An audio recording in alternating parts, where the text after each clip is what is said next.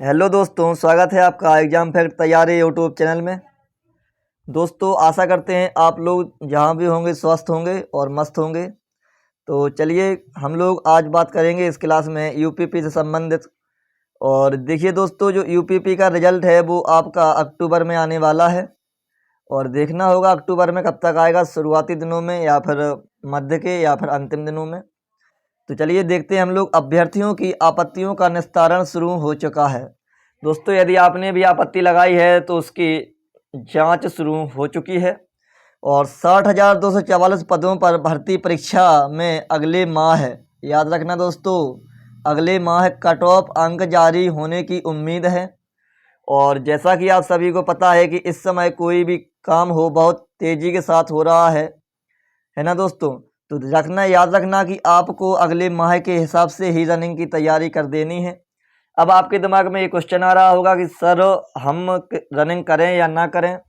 तो मैंने जो पिछली वीडियो बनाई है कट ऑफ के ऊपर, यदि आपके नंबर उस कट ऑफ से ज़्यादा आ रहे हैं तो फिर आपको रनिंग करनी चाहिए। क्योंकि क्या होता है दोस्तों, जिसके नंबर अच्छे होते हैं वह रनिंग में फेल हो जाता है। तो फिर ध्यान रखना दोस्तों, काफ़ी दुख होता है, क्योंकि ऐसा इसी में नहीं, हर वैकेंसी में ऐसा ही होता है। आगे हम लोग पढ़ लेते हैं। सिपाही भर्ती परीक्षा और उत्तर प्रदेश पुलिस में आरक्षी नागरिक पुलिस की 60,244 पदों पर भर्ती के लिए लिखित परीक्षा के बाद अभ्यर्थियों की आपत्तियों के निस्तारण की प्रक्रिया शुरू हो गई है दोस्तों। विषय विशेषज्ञों द्वारा आपत्तियों की स्क्रीनिंग कराई जा रही है। अगले माह पुलिस भर्ती व प्रोन्नति बोर्ड कट ऑफ अंक जारी कर सकता है दोस्तों, याद रखना। तो दोस्तों, आपको रनिंग की तैयारी इसी हिसाब से ही करनी है। ध्यान रखना दोस्तों, सूत्रों का कहना है कि अभ्यर्थियों ने कुछ प्रश्नों के उत्तर के 2 विकल्प सही होने, एक प्रश्न पत्र में विषय विशेष के अधिक प्रश्न होने व ऐसी ही अन्य आपत्तियां दर्ज कराई हैं। तो इस प्रकार से आप सभी ने ऐसी आपत्तियों को दर्ज कराया है। और भर्ती बोर्ड ने 23, 24, 25 व 30, 31 अगस्त को हुई लिखित परीक्षा की सभी 10 पालियों के प्रश्न पत्र तथा उत्तर कुंजी बोर्ड की वेबसाइट पर प्रदर्शित कर 19 सितंबर तक आपत्तियां मांगी थीं।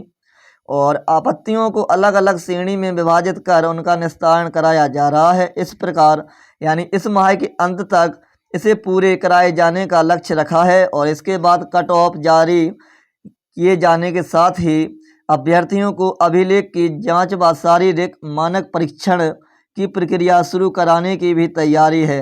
तो दोस्तों देख लीजिए, इस बार बहुत तेज़ी से काम चल रहा है और आप लोग अभी से अपनी रनिंग शुरू कर दीजिए, ठीक है दोस्तों। और यदि आप अभी से रनिंग करते हैं तो आपके लिए यह बहुत ही अच्छा है, और नहीं करते हैं तो आपको अपनी रनिंग शुरू कर देनी चाहिए। और हम इसी में थोड़ा और इंतज़ार करिए, हम भी आपको इस बार भी कट ऑफ बताने वाले हैं कि यदि आपके नंबर इस कट ऑफ से ज़्यादा आ रहे हैं तो फिर आप रनिंग की तैयारी शुरू कर दीजिए, क्योंकि कुछ भी हो सकता है। अनएक्सपेक्टेड आपका पेपर आया है, अनएक्सपेक्टेड आपका रिजल्ट भी दोस्तों होने वाला है। तो चलिए दोस्तों, कुछ आगे और पढ़ लेते हैं।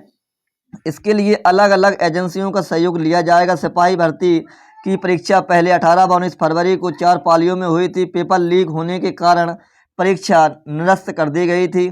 फिर भर्ती बोर्ड ने 5 दिनों में कुल 10 पालियों में लिखित परीक्षा कराई थी। इस प्रकार से अपना ये पेपर हुआ था दोस्तों।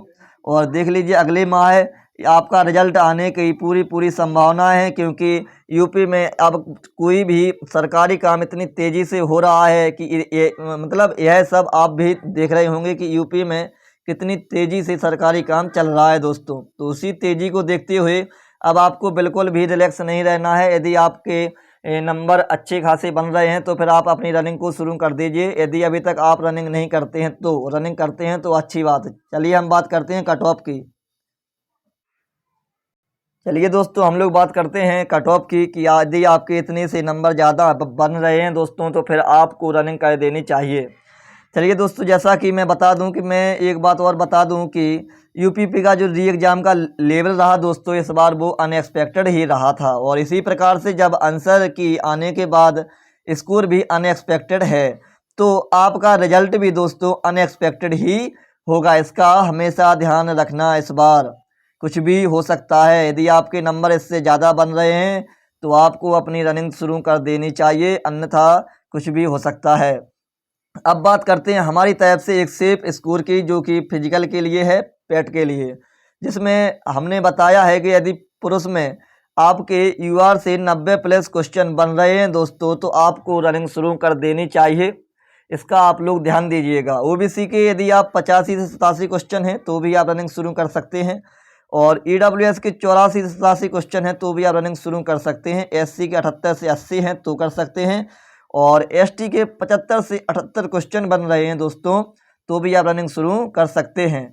और इसके बाद हम बात करते हैं महिला कैटेगरी में। तो यदि इस कट ऑफ से आपके 5-6 प्रश्न कम कर लीजिएगा तो आप भी अपनी रनिंग शुरू कर सकते हैं। अच्छा, अब बात करते हैं हम लोग फाइनल कट ऑफ की। तो देखिए दोस्तों, जो फाइनल कट ऑफ की हम बात कर रहे हैं वो फाइनल कट ऑफ क्या रहेगी। तो जो मेल हैं, यदि यूआर में 96 से 100 क्वेश्चन आपके सही हो रहे हैं तो फिर आप फाइनल कट ऑफ के आसपास पहुंच जाएंगे, और मेरे हिसाब से आपका फाइनल सिलेक्शन भी हो जाएगा। और ओबीसी के हैं तो 94 से 98 क्वेश्चन आपके सही दोस्तों होने ही चाहिए, और ईडब्ल्यूएस के 92 से 96 क्वेश्चन हैं, और एससी में जो क्वेश्चन है वो 84 से 88 क्वेश्चन है दोस्तों, याद रखना इसका। और एसटी में 82 प्लस क्वेश्चन हैं, तो आप फाइनल कट ऑफ क्लियर कर जाएंगे। और जो फीमेल की बात करते हैं तो आप लोग इससे 5 क्वेश्चन कम कर लीजिएगा, आपका फाइनल सिलेक्शन हो जाएगा। तो देखिए दोस्तों, यदि आपने रनिंग शुरुआत नहीं की है तो आप लोग रनिंग शुरुआत कर दीजिए, क्योंकि कुछ भी हो सकता है। मैंने पहले ही बता दिया है कि भाई अनएक्सपेक्टेड देखिए हर चीज़ हुई है आपके इस बार। तो बस इसी को अनएक्सपेक्टेड को देखते हुए दोस्तों आपको अपनी रनिंग शुरू कर देनी है। होने के लिए कुछ भी हो सकता है, मेरिट हो सकता है 180 चली जाए, हो सकता है 190 चली जाए, हो सकता है 200 भी निकल जाए, हो सकता है 205 भी निकल जाए, हो सकता है 210 भी निकल जाए। तो आपको तो बस अपनी केवल रनिंग पे फोकस करना है। यदि आपके नंबर इसके आसपास आ रहे हैं, इस कट ऑफ से ज़्यादा बन रहे हैं तो, क्योंकि दोस्तों कुछ भी हो सकता है भाई। जो रेलवे ग्रुप डी 2019 की हुई थी, एक बार मेरे ही साथ एक मेरा ही दोस्त था, उसके नंबर दोस्तों एससी में होने के बाद भी उसके नंबर थे दोस्तों भाई के 80 नंबर बन रहे थे, जो कि एक अच्छे खासे नंबर थे। कट ऑफ से काफ़ी ज़्यादा नंबर थे, यूआर की सीट वो ले गया था। लेकिन हुआ क्या दोस्तों कि भाई ने रनिंग क्वालिफाई नहीं कर पाई। तो भाई देख लीजिए कि कितना बड़ा दुख होता है, अच्छे खासे नंबर होने के बाद भी यदि आप रनिंग में फेल हो जाते हो, तो इसका दुख केवल वही भाई समझ सकता है जो इन चीज़ों से निकला हो या इन चीज़ों से गुजरा हो।